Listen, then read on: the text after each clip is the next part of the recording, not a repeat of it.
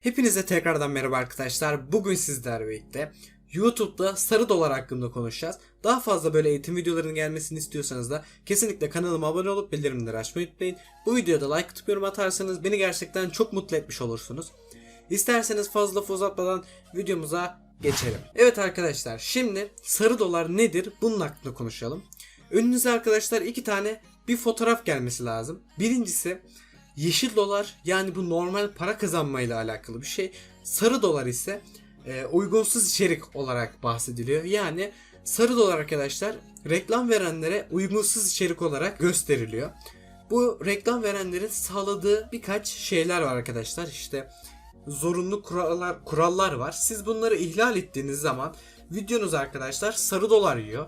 Ve bu sarı dolar yediğiniz video para kazandırmıyor. Yani çok az bir miktar kazandırıyor. Mesela bir videoda ortalama 3-5 tane reklam çıkarken sarı dolar yiyen bir video bir reklam veya hiç reklam çıkartmıyor arkadaşlar. Yani sarı dolar yiyen videolar arkadaşlar reklam almıyor. Yani çok az bir miktarda reklam verenler sizin kanalınıza reklam vermiyorlar arkadaşlar. Bu yüzden siz bu videolardan çok az bir miktar, neredeyse hiç para kazanamıyorsunuz arkadaşlar. Sizlere bir de birkaç makale göstereceğim. Bu makaleleri de açıklama kısmına linklerini bırakacağım. Siz buradan daha fazla ayrıntılı bir şekilde kontrol edebilirsiniz. Kendinizi geliştirebilirsiniz. Burada arkadaşlar işte sarı doların açıklamasını yapmışlar. Burada sarı dolarınızı nasıl kaldırabileceğiniz hakkında sizlere makale sunmuşlar. Size şunu söyleyeyim. Videonuzun şöyle bir şey olması lazım. Sarı dolar neden yiyor onu söyleyeyim. Siz videonuz neden sarı dolar yiyor? Siz videonuzu ilk attığınız anda sarı dolar yiyorsa bu gerçek kişi tarafından değil arkadaşlar. YouTube'un botları tarafından. Siz reklam verenlerin kurallarına uymadığınız anda bunları botlar tespit edip anında videonuza sarı dolar veriyorlar arkadaşlar. Ve bu videodan artık para kazanamıyorsunuz. Yani çok az bir miktar kazanıyorsunuz. Peki bu sarı dolar nasıl kaldırılabilir? Onu da söyleyeyim. Siz videonuzdaki sarı doları kaldırmak için en az aradan bir haftanın geçmesi lazım. Ve videonuzun 1000 görüntülenme alması lazım arkadaşlar.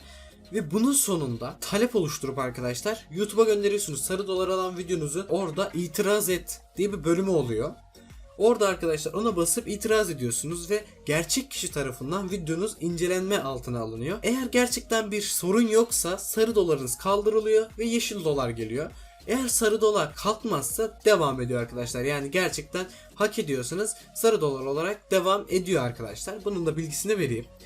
Peki reklam verenlerin bize söylemiş olduğu, yani kurallarına uymamız gereken o kurallar neler? Onları da söyleyeyim. Size açıklama kısmında bir tane daha makale linki vereceğim. Bunların hepsini Google makale bölümünden bulabilirsiniz. Reklam verenlere uygun içerik kuralları. Burada kurallara gerçekten çok dikkat edilmesi lazım.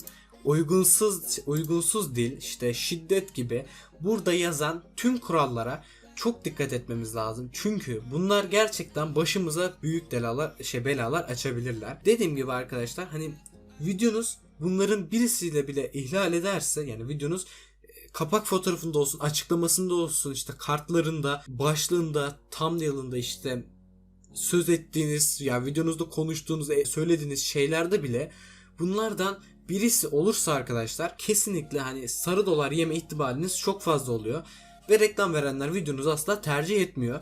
Dediğim gibi mesela işte videonuzda şiddet gösterirseniz işte hemen botlar tarafından sarı dolar yiyorsunuz. Ve bunu bir hafta sonra itiraz ettiğiniz zaman eğer haklıysanız sarı dolar kalkıyor, haksızsanız sarı dolar devam ediyor. Yani bunların da bilgisini vereyim. Siz bunların uzun bakmak isterseniz de mesela işte uygunsuz değil, işte burada fazla şeyler yazıyor mesela.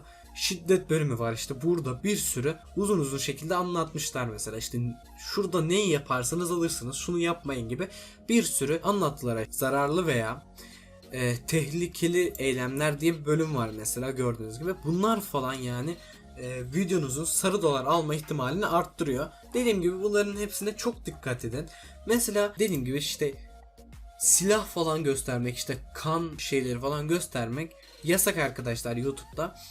işte thumbnail'ınızda silahtı, işte videolarınızda silah gibi hani gösterilmesi yasak olan şeyleri falan gösterirsiniz. YouTube'da sarı dolar yeme ihtimaliniz çok fazla. Dediğim gibi bunlara çok dikkat edin. Yani sarı dolar birazcık gıcık bir şey arkadaşlar. Onun da bilgisini vereyim yani. Umarım sarı dolar mevzusunu anlamışsınızdır. Daha fazla böyle eğitim videolarının gelmesini istiyorsanız da kanalıma abone olup bildirimleri açmayı unutmayın. Bu videoda like atıp yorum atarsanız beni gerçekten çok mutlu edersiniz. Başka videolarda görüşmek üzere arkadaşlar. Hoşça kalın. Kendinize iyi bakın.